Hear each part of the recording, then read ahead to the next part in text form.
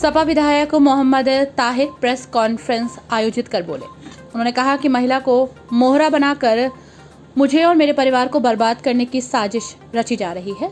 Police प्रशासन पर भी सवाल उठाए। उन्होंने भाई पर जानलेवा हमला होने के बाद भी आरोपियों की आज तक गिरफ्तारी न होने की बात कही। पुराने साजिशकर्ता उन्हें फंसाने और बदनाम करने के लिए महिला को आगे कर रहे हैं। ऑडियो बयां कर हकीकत बताई।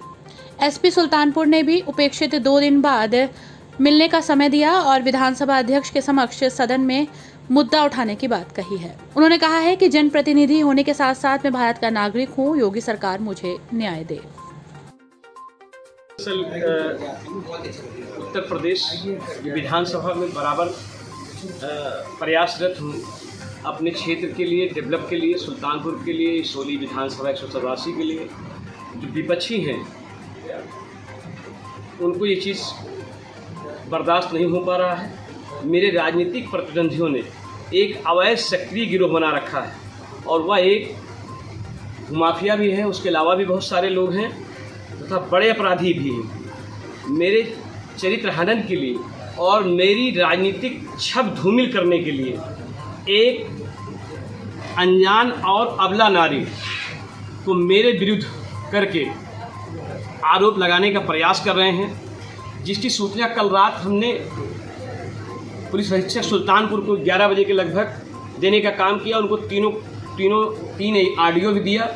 उसमें जिस तरीके से हमारे खिलाफ षड्यंत्र हो रहा है उस ऑडियो को आप जब गौर से देखेंगे तो उसमें मेरी और मेरे परिवार की छब धूमिल करने के लिए और किसी भी टाइम मेरी और मेरे परिवार के, मेरे बच्चों के, भाइयों की हत्या की देखा जाए तो पूरी तरीके से और उनके चरित्र हनन पे आरोप है।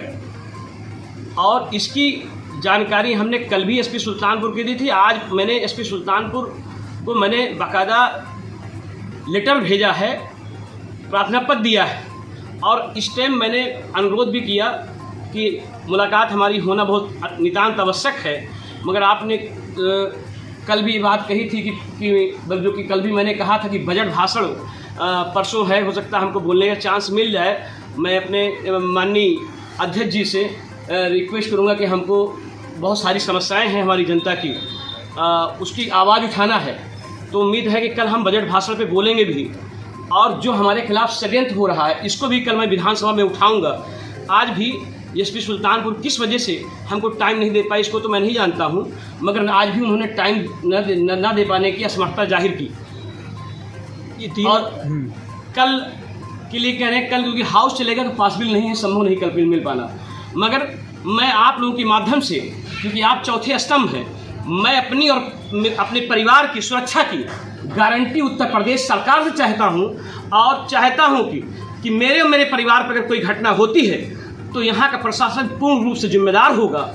और हल्के में अगर इस बात को लेते हैं तो ये हमारे साथ नहीं खिलवाड़ होगा। हमारी विधानसभा इसौली के जो 3.5 लाख वोटरों ने हमको विधानसभा में भेजने का काम किया है, जिनकी उम्मीदों पे हमें खरा उतरना है, उनके हम त्वरित गति से जो काम है हम नहीं कर पा रहे, डिस्टर्ब किया जा रहा है। मैं काम तो करूँगा आखिरी सांस तक और आखिरी सांस तक लड़ाई लड़ूंगा, पीछे नहीं हटूंगा और हमें यकीन है कि हमारी जनता हमको इंसाफ दिलाएगी। किस तरह है उसमें? अब मैंने ऑडियो आपको भी भेज दिया है और मैंने प्रशासन को भेज दिया। अभी मैंने आला अधिकारी डीआईजी महोदय को भी कल रात में भेज दिया था, अभी कलेक्टर को भी मैं भेज दूंगा और मैंने जो है एसपी सुल्तानपुर को दे दिया है। मैं डीजीपी और जितने ऊपर से लेके नीचे तक अधिकारी हैं, मैं चाहूँगी कि इसकी कड़ाई से पालन हो। जिन लोगों ने इस तरह का खेल खेलने की कोशिश किया, मुझे या मेरे परिवार को बर्बाद करने की साजिश रची हो, उनके खिलाफ इसके पहले भी पूर्व में भी लोगों हमारे जनप्रतिनिधियों के खिलाफ साजिश रची गई है। मगर मैं मांग करता हूँ उत्तर प्रदेश सरकार से कि मेरे साथ न्याय हो और ध्यान आकर्षित कराता हूँ कि इसके पहले भी विधायक बनते ही मेरे भाई के ऊपर जानलेवा हमला हुआ और आज तक उसमें 308, 307 और बहुत सारी धाराएं लगी। आज तक कोई मुलजिम, वही मुलजिम है जो है क्या नाम हमारे भाई के मारने की कोशिश किए, वही मुलजिम है जो आज हमारे चरित्र हनन की कोशिश प्रयास कर रहे हैं एक अबला नारी के द्वारा, वही मुलजिम है आज। अच्छा। और मैं उस बात को ठीक मजबूती के साथ, सच्चाई ये है कि मजबूती के साथ मैं एसपी सुल्तानपुर से नहीं बता पा रहा हूं, मगर एसपी सुल्तानपुर को हमारे दर्द को समझना चाहिए कि मैं जनप्रतिनिधि हूं, उसके साथ साथ मैं इंडियन, मैं भारत का एक नागरिक हूं, उत्तर प्रदेश का नागरिक हूं, मेरे साथ न्याय होना चाहिए। मैं भी इंसान हूं और हकीकत में इंसाफ नहीं हो रहा है। उस मुकदमे में गिरफ्तारी की गई? अभी कुछ नहीं हुआ उस मुकदमे में।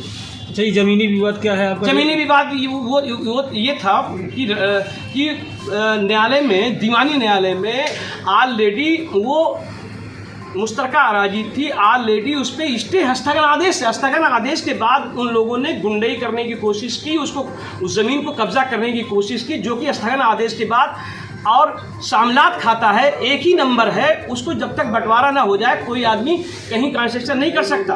उसको ज़बरदस्ती वो लोग कब्जा कर रहे थे पूरी प्रॉपर्टी, जो कि अवैध है, गलत है। अगर स्थगन उस न्यायालय की अवहेलना हो उसका भी देखा जाए तो एक केस उस पर भी बनता है। उसके बाद उन लोगों ने हमें पूरी प्लानिंग के साथ गेम करने की कोशिश किया और चरित्र हनन, यानी ये कह लीजिए प्लानिंग पूरी चली। आप ऑडियो सुनिए ना तो आपको समझ में आएगा कि हाँ उसमें कितनी बड़ी प्लानिंग है हमारे लिए, हमारे परिवार के लिए। हमें न्याय चाहिए, इंसाफ चाहिए, हमें उत्तर प्रदेश सरकार से इंसाफ चाहिए। मैं अपने विधानसभा अध्यक्ष जी से कल विधानसभा में उठाने का आवाज़ करूंगा और मैं ध्यान आकर्षित कराते हुए उत्तर प्रदेश सरकार का मैं मांग करूंगा कि मेरे साथ इंसाफ और न्याय हो।